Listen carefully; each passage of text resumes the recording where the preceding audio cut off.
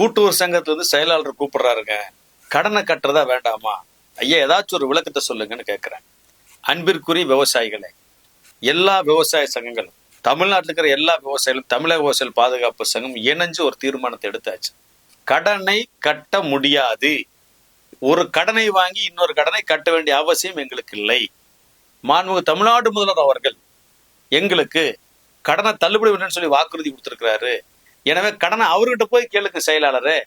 எங்க நேரம் முதல்வருக்கு ஒரு கடிதம் எழுதி என் பேரை சொல்லி என் நிலைமை சொல்லி ஒரு கடிதம் எழுதி அங்கிருந்து வாங்கி கடனை கட்டிங்க, என்கிட்ட கேட்க வேண்டாம், என்கிட்ட கட்டுறதுக்கு காசு இல்லைன்னு சொல்லிடுங்க. நீங்க எதா இருந்தாலும் நோட்டீஸ் கொடுங்கன்னு சொல்லுங்க.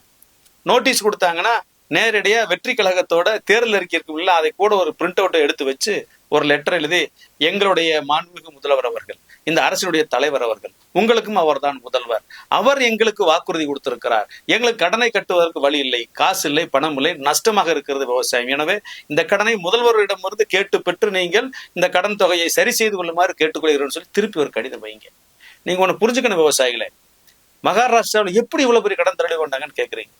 அங்க பிஜேபி தேர்தலை சந்திச்ச போது நாங்க ஆட்சிக்கு வந்தா கடனை தள்ளுபடி வாக்குறுதி கொடுக்கவே இல்லை.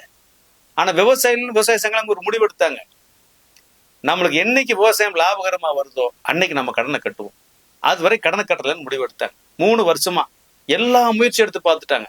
நோட்டீஸ் அனுப்புனாங்க, ஏழை விட போனாங்க, நகை ஏழை விடுவேனாங்க, என்னென்ன மிரட்டி பார்த்தாங்க. விவசாயி அசரவே இல்லை. வேற வழியே இல்லாம அரசாங்கம் இன்னைக்கு 3 வருஷம் கழிச்சு இந்தியாவிலேயே ஒரு மாபெரும் கடன் தள்ளுபடி செஞ்சிருக்கு. அப்படின்னா விவசாயிகள் ஒற்றுமை தான் காரணம். எனவே எந்த விவசாயம் இன்னொரு கடனை வாங்கி இந்த கடனை செலுத்த வேண்டிய அவசியம் இல்லை. என்னைக்கு லாபம் வந்திருக்குதோ அன்னைக்கு நம்ம கட்டலாம். கடந்த 5 வருஷம் நமக்கு நஷ்டம், அதனால கடனை கட்ட முடியாது என்பதை சரியாக தெளிவுபடுத்திடும். எல்லாரும் குடும்பத்தோடு சென்னைக்கு கிளம்பி வாங்க, ஒவ்வொருத்தரும் ஒரு கோரிக்கை மனு ஓடுவாங்க, நமது ஒற்றுமை முதல்வருக்கு காமிப்போம், கடன் தள்ளி விடுவோம். அனைவரையும் அன்போடு ஜூலை 7 சென்னை பேரணிக்கு எழும்பூர்ல சித்ரா தியேட்டர்ல இருந்து எக்மோர் எல்ஜி ரவுண்டான வரைக்கும் நடைபெறக்கூடிய அந்த கோரிக்கை பேரணிக்கு அனைவரும் குடும்பத்தோடு பெருந்திரளாக கலந்து கொள்ள வேண்டுமாய் அன்போடு கேட்டுக்கொள்கிறோம்.